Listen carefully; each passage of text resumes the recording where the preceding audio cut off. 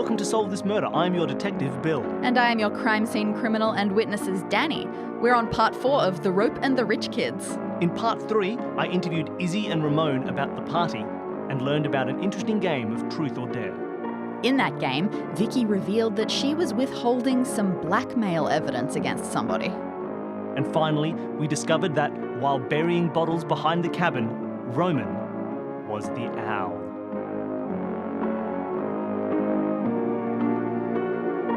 I take the lamp and I shine it right in Roman's face. And I say, "Well, Roman, I heard you and the other kids were having a party last night.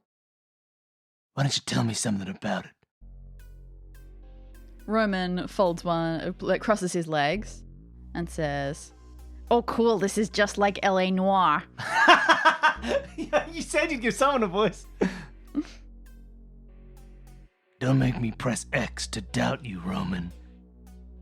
You want to tell me what I want to know. What I want to know is, how was your party last night?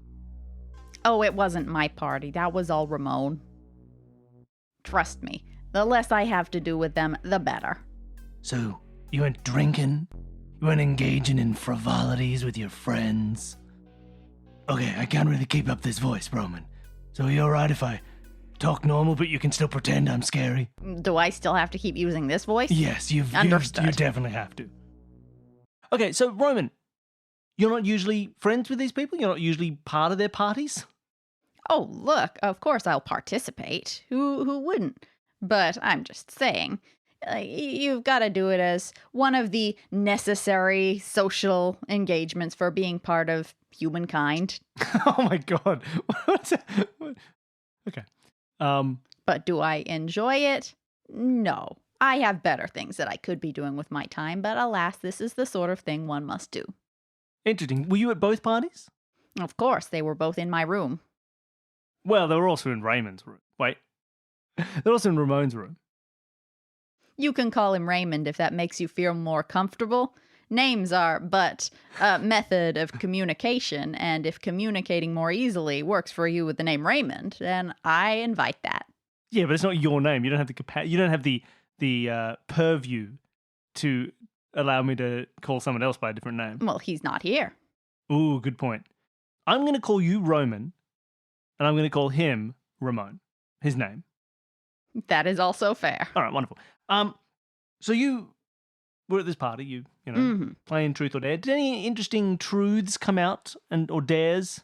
You feel like the kind of person who would probably remember people's truths or dares.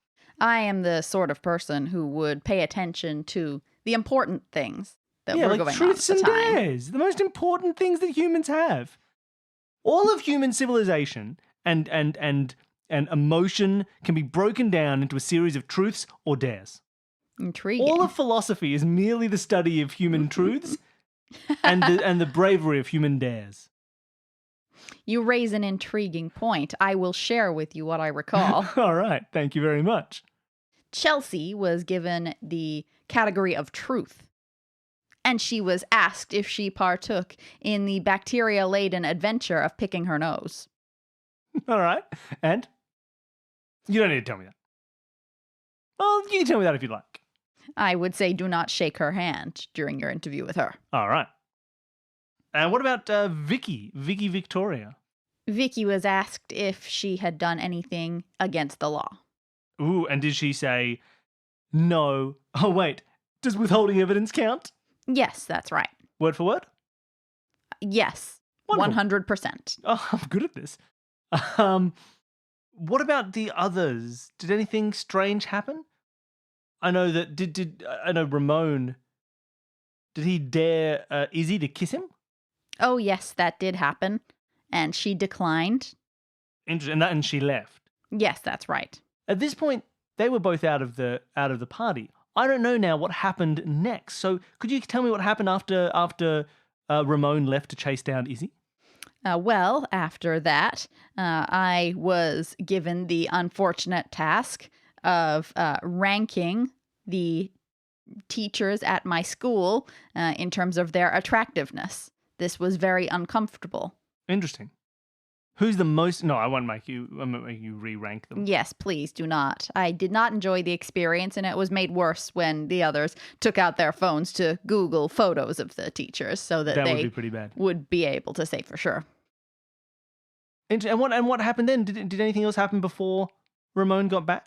There were some further truths, some further dares. Well, Vicky did take out her phone and share some photos. Oh, photos of what? I did not see them. She shared them with the girls only. Interesting. Now, I still have that phone waiting to be boffined open. So maybe if I can't get a straight answer on what these photos are, I'll be able to find them on the phone. Yes, I chose not to look. Interesting. In fact, it wasn't that she kept them from me. I chose not to look. Sure. I was not interested in such things. Interesting. And no other truths or dares before Ramon Well, got of back? course. Would you like me to recite some more? Only if you think they're interesting, I suppose. Oh, not at all, unless you count the one known as Winifred being asked The to one known as Winifred. Yes, go on. being asked to sing. What was her voice like? It was of a medium scratchiness, perhaps aided by the copious amounts of alcohol she had consumed. However, I would say on a normal day under adequate conditions, it would be passable. Okay, good. And then Ramon got back. Mm. You Yes, that's right. had not long after that, everybody left to go home. Yes, that's right. There was some small amount of drinking, small amount of childish bickering, and then Ramon grew tired and decided to eject the girls. All right, lovely. Did you and they went home? Ramon watched them leave. They returned to their cabins, yes. Yeah. Now, after this, did you go out at all? Of course. Interesting. You went out to... I went behind the cabin to the muddy under area towards the tree line, and I buried the bottles. Were you making any noises on those bottles as you left? I am a musical enthusiast, so I was interested in the different sounds that might emanate from different shaped bottles. I may have partaken in that. It was a risk, but as everyone had returned to bed and the counselor for the night had not shown at any time, I figured there was safety in that. Okay. Did you see anything strange after you'd left? Did you notice any lights on in the cabin next to you, in Vicky and Izzy's cabin? Or any strange noises or people moving around? He hesitates for a while. No, there was nothing going on in the cabins at all. Like, no funny lights, nothing. You seem unsure. I had to take my time remembering under such traumatic circumstances. You need to be sure of these things before you say them. You're not lying to me? Of course not. Lying is a human weakness. It should be noted at this point he's wearing a football jersey. It's obviously ironic. Sure. I just felt now was the time to throw that in there. Okay. So, interesting. He seemed like he was possibly hiding something there. Roman, you say the cabins were fine. You didn't see anybody outside of their cabins? Well, of course I saw people outside of their cabins. Everyone was returning and leaving the party. And you saw Vicky go into her cabin? Yes, that's correct. Did she go in alone? Yes, she did. And you didn't see anybody else approaching that cabin for the rest of the evening? No, but then I was not outside for an excessively long period of time, and I was around the back of the cabin for most of that. Interesting. Now, you say you went near the tree line on the side of... Sure. Did you see anything moving in the woods? Yes, I think I did. Do you know what it was? No, it was very dark. I believe I saw shadows, but I was easily able to convince myself that it was just the movement of trees and leaves. However, knowing that suspicious activity has clearly taken place through the night, it does behoove me to tell you that it is possible that there was a person or persons there. Yeah, I think it was I cannot argue. Counselor Trenton, but he thought you were an owl. Interesting. You'll see. That is humorous. Yes, because of your owl-like bottle I understand. blowing. And where exactly? Could you show me where you buried these bottles? Absolutely. It's a long walk back to our cabin. We're at the far end, but sure. Fine. Okay. So yeah, I'm going to leave Roman. I'm going to leave Roman to go back inside. I just want to check out these bottles. I don't know if it's going to lead anywhere, but I kind of want to I want to check if it's just bottles that are buried here, or whether there's like some other piece of incriminating thing that has been hidden, or even just like in the area. But I just want to check. Yeah, sure. All right. So you head back to the father's cabin, and there is indeed, all from the cabin stretching up to the tree line, a decent amount of muddiness behind. Yeah. Well, behind a few of the cabins actually. Ooh. But you take a look, and the rain that has clearly been here for the last couple of days has made that mud a little bit looser than you'd want for burying stuff. I mean, clearly it made it easy to dig through, but it's also easy very to re-dig. Yeah, very easily. Like some of the bottles are already slipping through a little bit. So you have a bit of a mess around the area, and you find a good half dozen big empty bottles. Sure. And beside those, somewhere in the area, you also find something it's like a large pair of shears, bolt cutters, something like that. So a bit of a hefty cutting device. Like when you say a large pair, like bolt cutters, if I picture large bolt cutters, I'm picturing like about the length of your forearm, maybe? Yeah, like long, like almost like a couple of foot worth of handle. I could go kunk and like really take a padlock apart with it. Or maybe a little bit smaller. Yeah, okay, maybe a little bit smaller than that, but yeah. Interesting. The cabins aren't locked, are they? Correct. So no one's had to take a padlock off a No, off a not door. at all. Do they look like they are incidentally nearby, or does it look like Roman has buried them with the bottles to hide some evidence? They don't look like they were just accidentally dropped in the area. They look like they were hidden away. Yes. And they are virtually with the bottles. Ooh, I've got some more Roman questions. I better get my tough guy voice back on. But the other thing I wanted to check while I'm here, you've mentioned the mud a few times. There's mud, like this whole muddy area behind it. Can I see footprints anywhere? Or is the rain washed them away? It's definitely not ideal. You see some things, like obviously I see you're trying to look for things that are connecting either the cabins or the cabins in the woods. Yeah, like if no one's come in like the front door, maybe people have come in the back, or maybe there's like through a window or something, or going from a cabin going from the cabin to the woods. Either if there's footprints or if there's like something that has been dropped and stuck in the mud, like a pen that says, "I am a camp counselor" on it.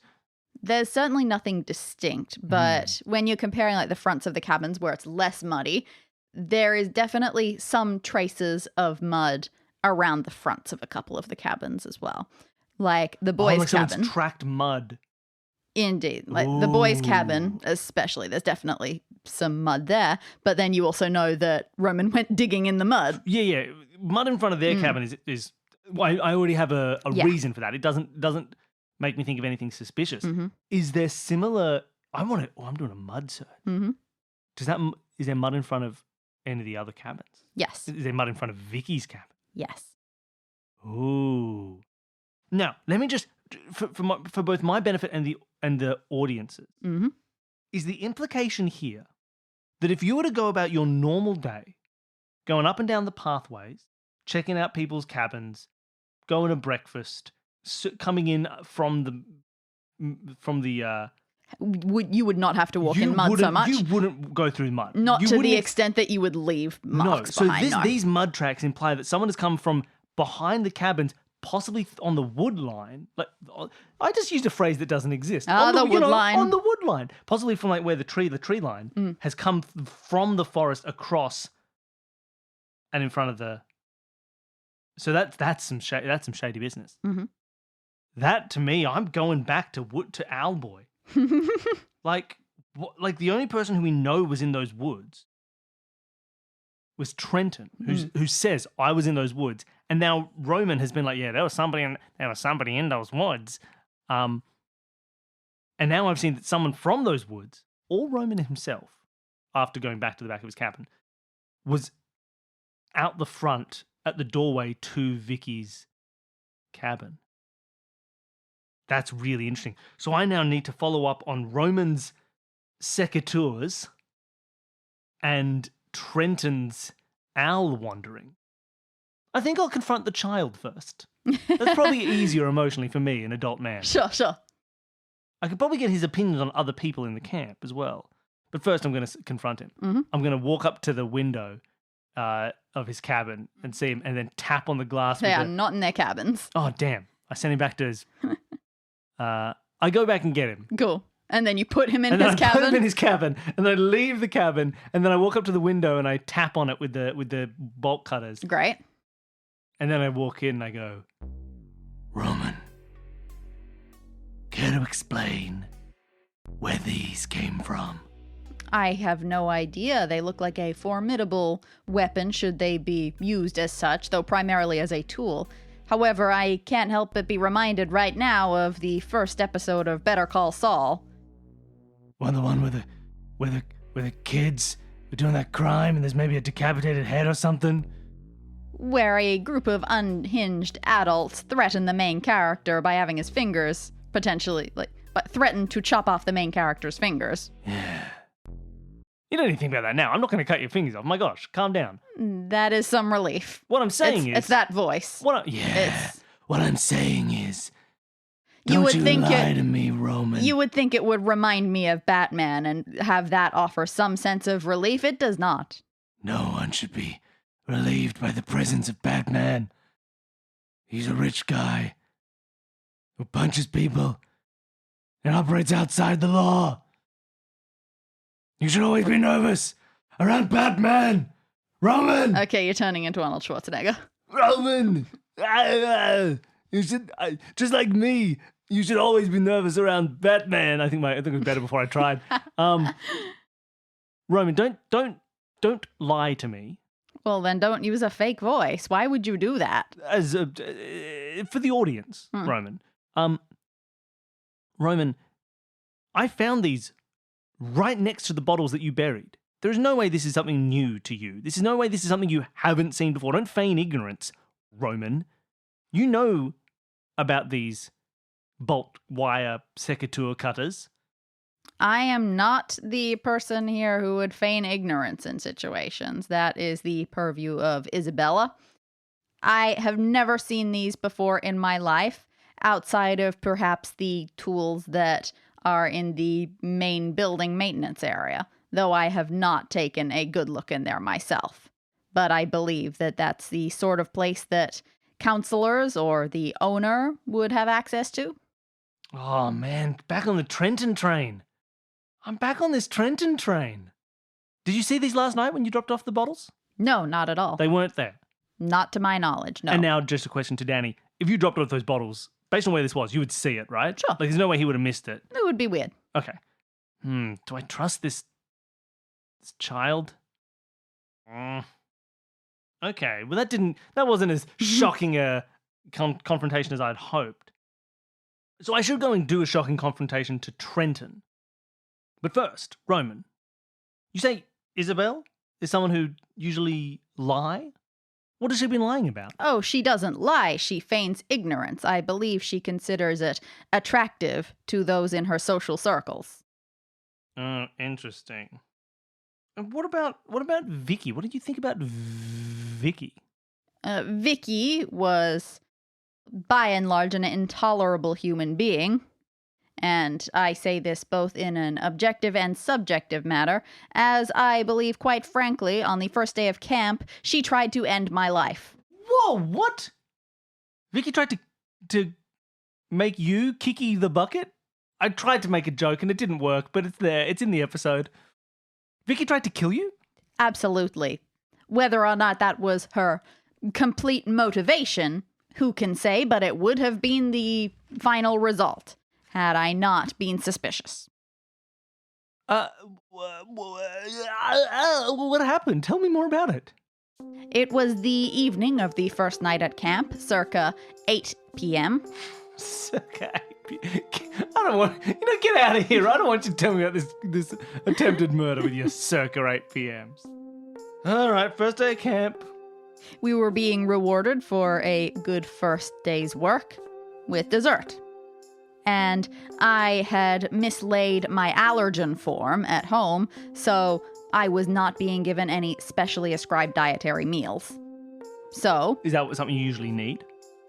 well, owing to my quite significant peanut allergy, it does not go amiss. Okay. However, I had forgotten, so I thought the most prudent thing to do would be to ask the camper next to me whether they detected peanuts. Interesting. And Vicky said, and that was Vicky? That was Vicky, And she said, absolutely. No, there's no peanuts in there. Indeed. And Not verbatim this time. Oh, interesting. And what was it? It was a fruit crumble. Well, that probably has no peanuts in it. One would think, however, the ingredient makeup of a crumble can vary quite wildly from chef to chef.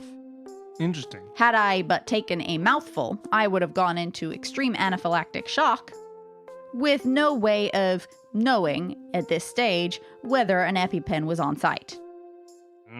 Interesting. And you think that was deliberate on Vicky's part? I think that it was malicious and spiteful in a way that someone like her finds natural and fun.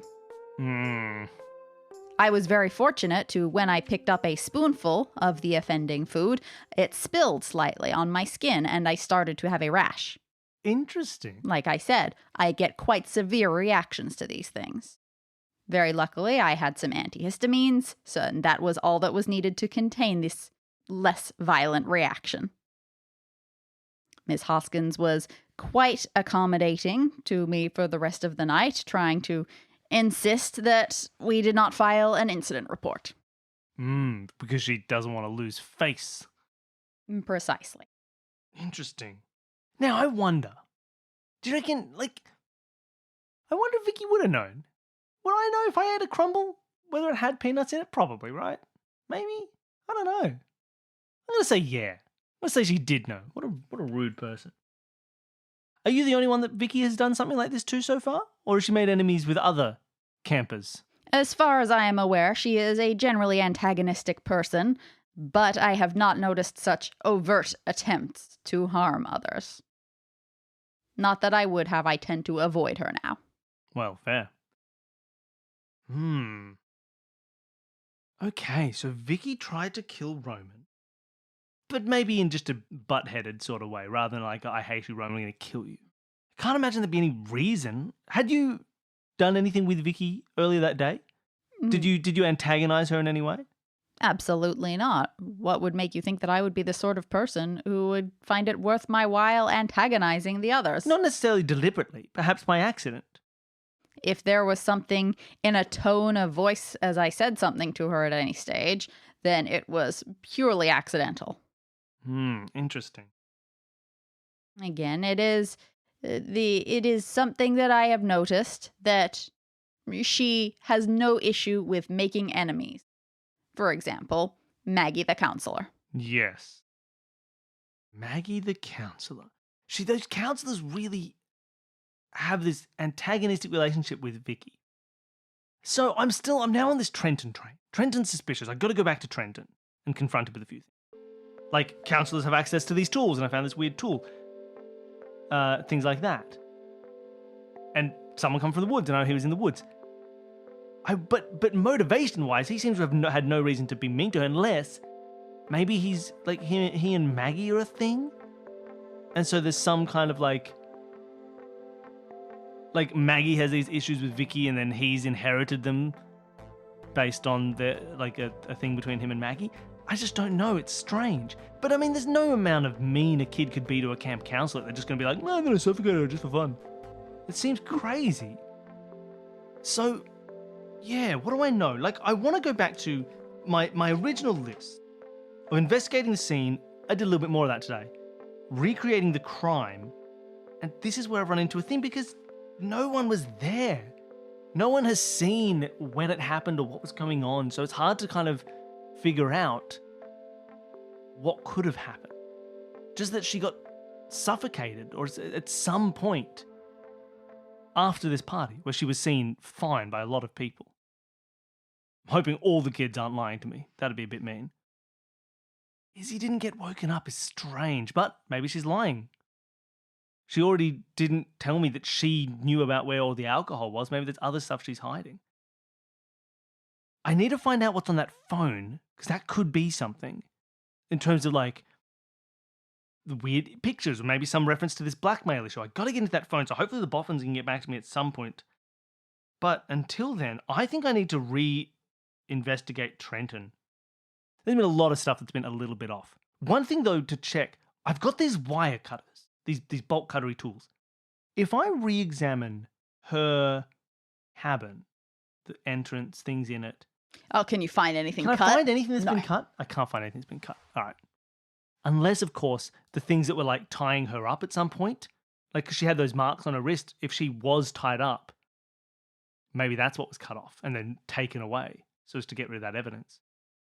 Maybe that's where the wire cutters came in. Either way, I'm going to grab wire cutters in hand and I'm going to find Trenton. Is he in the main room or is he in his cabin? Or Neither. You might recall he went down to the boat shed. he left I got to go to the boat. some time ago. Maggie, where are the boats? Well, actually, as you come into the main hall, you come looking. You mentioned to Maggie that you are about to go off to find Trenton. And she says, oh, well, I've got his phone number if you'd rather that. Like, that might be a little bit easier. Here. She gives it to you so you can give him a call. Okay, well, I'll call Trenton. Beep, boop, boop, beep, beep, beep, beep. Hello? Trenton, are you all right? Police? You're Yeah, it's me, you're Bill the Billingham, detective. King of Police. Oh, yeah, sorry, sorry, it's exhausting down here. It's a mess, this boat. It's washed away. It's a mess. It's just totally tangled up. It's taking me forever to drag it out. Ugh. Oh, tangled up. Maybe you need the bolt cutters I found. Well, yeah, that would be nice, wouldn't it? If I could get them down here in a hurry. Great. Damn, But didn't have the it impact I was wouldn't. hoping. Something be like, oh, you found the bolt cutters? No! Real pain. This is ridiculous. I don't even know how it came untied. Oh, boat's untied. Where was the boat tied up, Trenton? With all the others, down by the dock in the river. Can you see the rope? Like, does it look like it's been cut or anything? Actually, yeah, it does. It does look shorter than I expected. Oh, is there some rope missing, Trenton? Yeah, it could be. This is the Vicky rope. It's the Vicky rope. This is the rope that tied up Vicky. The Vicky rope.